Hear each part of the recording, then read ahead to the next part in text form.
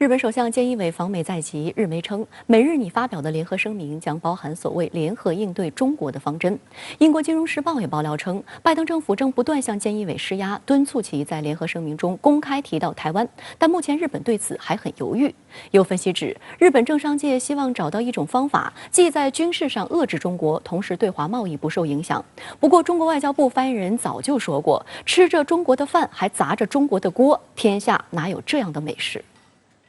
据日本经济新闻报道，美日首脑会谈预计在当地时间周五举行，双方拟在会后发表联合声明。报道称，声明包含美日联合应对中国的方针，两国还在其中确认了所谓维持台湾海峡和平与稳定的重要性，声称要将钓鱼岛及其附属岛屿纳入美日安保条约第5条的适用范围，并在印太地区开展合作。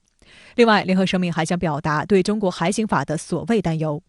路透社周四的报道还提到，美日首脑将在峰会中强调东京在华盛顿应对日益自信的中国战略中的核心作用。菅义伟的顾问宫家邦彦告诉路透社，这将是志同道合的国家间举行一系列会议，以向北京发出正确信号的前兆。报道说，预计两国领导人还将讨论气候变化、供应链弹性、全球半导体短缺和新冠疫情问题。拜登上台之后，那么日美之间的互动还是蛮频繁的，无非呢就是说在制衡中国这个方面，那么从拜登的战略来讲，就是这个盟友战略，那么是日本是他最重要的这个盟友之一，差不多就是说以前说的话，借用这一个场合再重新强调一下而已。当然就是说是不是会有一些这个新的一些考量或者新的一些说法，我想站在日本的立场上的话呢，就是从日本的立场来讲的话呢，并不是一件容易的事情。也就是说，那么他在这个就是说是和美国进行这样一种正式的场合进行这个会谈，表达结果的时候，恐怕也必须要考虑到中国的反应。英国《金融时报》周三还爆料称，对于拜登政府正不断施压日本，敦促其在联合声明中公开提到台湾，但日本对此还很犹豫。3月中旬的美日外长防长2+2会议后，将跟台海情势相关的文字纳入到联合声明当中，宣称要强调台湾海峡和平与稳定的重要性。执新闻特约评论员管尧分析指，若《金融时报》爆料属实，这将是中美日三边关系的一个挑战时刻。日本在强化美日关系的同时，又不致彻底惹恼北京。在这其中，菅义伟如何做好平衡工作，值得密切关注。菅义伟还在本月4号公开声称，日本要和美国合作，并使用威慑力量来制造一个环境，让台湾和大陆可以找到一个和平的解决方式。不过，有知情人士透露，部分日本人士认为，东京近期发表的声明已向中国大陆传递了一个信号。如果在美日首脑层面再重复这些言论，只会激怒北京。还有另一部分人认为，日本必须坚定地与美国站在一起。一名日本高级官员就否认了日方不愿提及台湾的说法。日本外务省则表示，首脑会谈后的联合声明仍在讨论当中。台湾问题呢，大家都知道是中日关系的3个政治基础之一。那么也可以说是中日关系的一个底线，或者说是一个红线。我认为的话呢，就是说是恐怕这个菅义伟的话必然要慎重考虑，不会就说是非常明确的说按照美国的意愿来这个就是有关涉台的问题的话表什么样一个态度。当然也有可能就是说采取一种比方说委婉的是吧，一种就是其他的那种这个柔性的一种方式提及这个也不一定能够也未必能够就是说完全排除。日本政治评论家本泽二郎称，日本首相菅义伟上台以来的政治表现不尽如人意，长子政商勾结的丑闻加剧了其支持率持续走低。由于疫情严峻，7月东京奥运会能否如期举行尚不可知，9月又要面临4名党总裁选举，留给菅义伟的时间不多了。他说，菅义伟迫不及待想要留下政绩，紧抱美国大腿，狂刷存在感，拼命赢得拜登欢心。与此同时，日本政商界的领袖们也对本国被美国拉到抗中最前线而感到担忧。日本快消品牌优衣库创始人刘景正曾透露，中国对其公司的营收增长而言至关重要。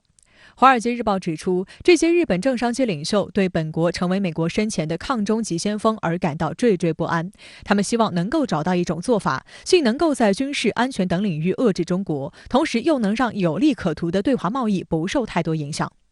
不过，上个月在回应部分国外品牌抵制新疆棉花的话题时，中国外交部发言人赵立坚就曾强调，做生意要讲究尊重，一面赚着中国消费者的钱，一面对中国抹黑攻击，损害中国利益。用一句俗话说，吃着中国的饭还砸着中国的锅，天下哪有这样的美事？就当前中日关系，本月5号，国务委员兼外交部长王毅同日本外相茂木敏充通了电话。王毅表示，希望日方以更积极的心态看待中国发展。实践证明，中国的发展是世界和平力量的增长，是促进国际合作的有利因素，也是日本经济长久发展的重要机遇。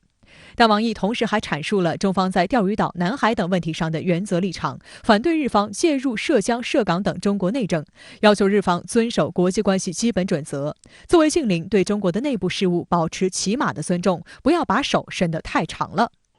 好的，相关话题来连线中国社会科学院日本研究所副所长吕耀东。吕先生您好，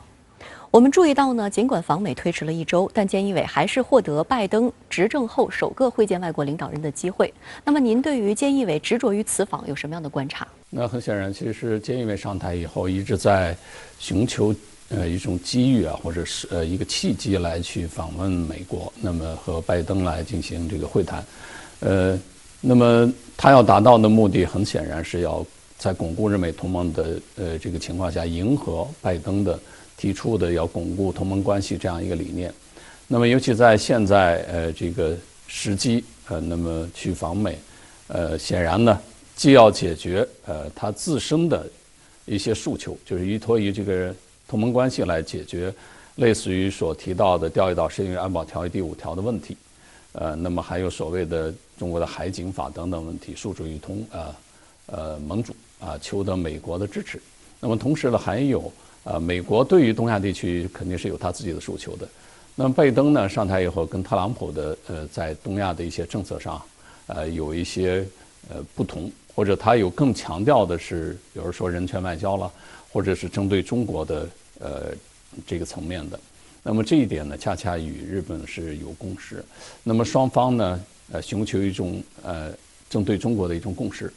来达成一个共同的首脑的一个声明。我想这也是作为菅义伟来讲，去把握这个时机，去这个访美的一个重要的一个原因。尽管2015的美日防卫合作指针就列举了台海有事时日美合作的所谓适当方式，但是英国金融时报却称，美方正不断向菅义伟施压，敦促其在首脑会谈后的联合声明中公开提到台湾。您对此如何分析？它更多的是要见美国的声音，尤其是日美同盟的共同声明来表达的在台湾问题上自己的观点。那么如果说过去呢，日本是不敢在这个单独的来去表达这样的观点，如果借助于日美同盟的话，它是可以表达出来的，因为美国是有这样的一个诉求，那么日本当然何不依托于日美同盟来表达对于这个台湾问题的一些自己的一些看法呢？所以我倒觉得恰恰是双边的一个共同的一个共识了，来具有一定的针对性了。那么菅义伟在出访美国之前，在接受媒体的时候就已经明确表述，要依托于日美同盟形成威慑来这个针对台湾问题。那很显然，这个观点已经明确了。那么这次去访美的时候，更多是通过日美的首脑的一个共同声明来做一表达。说到底呢，并不是说在外界一些媒体看的是日本是受美国的影响或者什么样的。事实上，日本一直有这样一个理念，或者是这么一种希望，只不过是他想依托于日美同盟的这样一种形式来表达对台湾的所谓的关注也罢，或者是他的介入也罢等等，这些都是事实上是日本所思所想的。美国已经对日本向海洋排核废水表达支持，那么这当中是否存在一种利益交换呢？也就是借此来换取日本在涉疆、涉台等问题上配合美国来遏制中国？确实是有这样的一个猜测，那么媒体也这样来去判断。那么当然了，美国有他的诉求，那么要求日本来共同通过同盟的关系来针对中国。那么尤其涉及到的不仅仅是钓鱼岛了，还涉及到台湾问题、香港问题和新疆问题，这也是双方的一个共同的一种利益的交换。那么同时呢，作为日本来讲，它本身就有这样一种诉求，只是这种诉求了，他并不能直接表达，还是希望通过日美同盟的关系，通过一个日美首脑会谈的形式来做一些表达。显然呢，这个同盟关系越来越针对中国。我们外交部发言人常说，一个冷战时期的这种军事同盟已经丧失了它存在的一个这个必要性。但是呢，现在它还是不断的强化，而且越来越针对第三方。那么事实上，这样一个冷战时期的同盟关系和政治同盟关系，那么对于整个东亚地区的安全环境是一种不确定性。尤其呢，菅义伟和拜登通过电话的形式已经表达了，说日美同盟是东亚地区的所谓的和平稳定的一个基石。那么又进一步提到了，说是日美同盟是应对地区安全挑战的一个重要的一个这么同盟关系。事实上，我们看到的是，东亚地区事实上是美国和日本的这种同盟关系给地区造成了安全的不确定性。这是一个客观的事实。好的，也谢谢吕先生跟我们共同在线分享您的观点，谢谢。